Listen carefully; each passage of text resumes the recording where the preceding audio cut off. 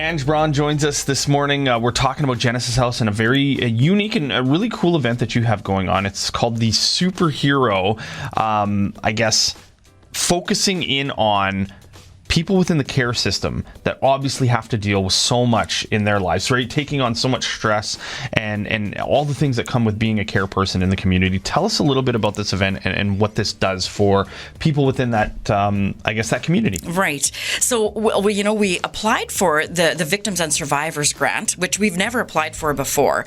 And we took the spin that, the helpers have really been hanging on by a thread. We hear it everywhere. Right. And so I was fortunate enough to see a speaker named Vicki Reynolds in November of last year.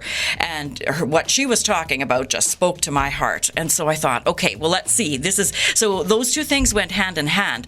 And what she talks about in great detail and has been talking about for years and years is the fact that it is not, most of the time, actually ever, it is not the people that are burning us out. It's the systems. It's the systems that we're trying to work within.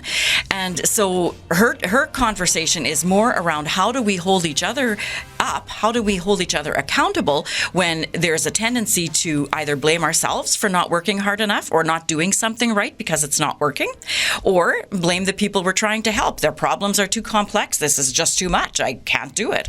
So her work is really around the middle ground of that. How do we stay in the middle, which she calls the zone of fabulousness?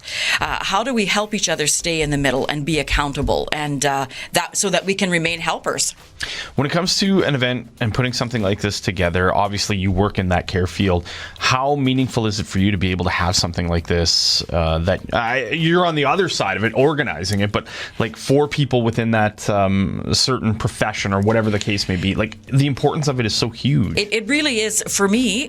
When I heard Vicki speak, and I tried to get Vicki to come this way with the grant, and she doesn't travel. So what she did was she did a train the trainer with a group of us. So I thought actually in some ways that message, that was even better because this message will get out broader and more broadly. And I think the idea that she brings is working in solidarity is what we need to do. Right. So while sometimes when we have to work together with other systems, there can be a tendency to get angry or frustrated with the person on the other end of the phone.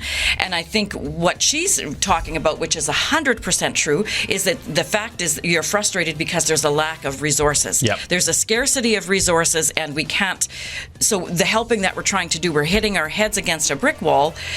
So we are frustrated. The person we're trying to help is frustrated. The person on the other end of the phone is frustrated. And so trying to ensure that we can work together and understand that it's not me against you or one system against another. It's actually the system that's causing the trouble. Right. And it's going to be an opportunity to get out and see this in a really meaningful way. Can you tell us a little bit about what the evening's going to hold for us? Well, it's lunchtime, actually, so people can fit it right into their lunch break. It is not, and there's no charge to attend. So we'll be at the Days Inn on Thursday, May 18th at lunchtime. We are asking people to pre-register just so we have the right number of food and that kind of thing. But what we will be talking about is exactly that. How do we stay connected to our clients, but not over-connected and not become disconnected so that we just go to work every day and it really doesn't mean anything. We're going to be talking about what brought you to the work in the first place and how do you keep that alive and who can help you keep that alive. And that looks like your colleagues, that looks like your family, that looks like the people in communities. So it means working together. And so that's what really, really struck me was talking about that working in solidarity, not me against you, not one system against another, but just the recognition that the system just doesn't have enough resources to help everyone. So how do we help people with what we have? It's interesting because this is something that can relate to anybody within any field as well, right? So absolutely. It's a huge deal for that. Yes, teachers, healthcare, dentists. As a matter of fact, I think it can even help people that are reporting on this regularly because you hear a lot of times the same as what we hear. We hear the first end of the story, but we don't always get the end of the story. And so it's not going to solve all of those problems, but it will help you get a better understanding of and self-awareness about where you fall in this and what your tendencies might be to either disconnect or over-engage and where you might look for support in if you do seem to be sliding Yeah. one way or the other, and calling each other out. And that's one of the things Vicky does talk about. The hard part of this is having trust in your colleagues to let you know if you're going overboard one way or the other. It's a difficult thing that everybody has to deal with within a profession. So to be able to have this as a backdrop for us to learn more about it is a really cool thing. It's coming up on the 18th.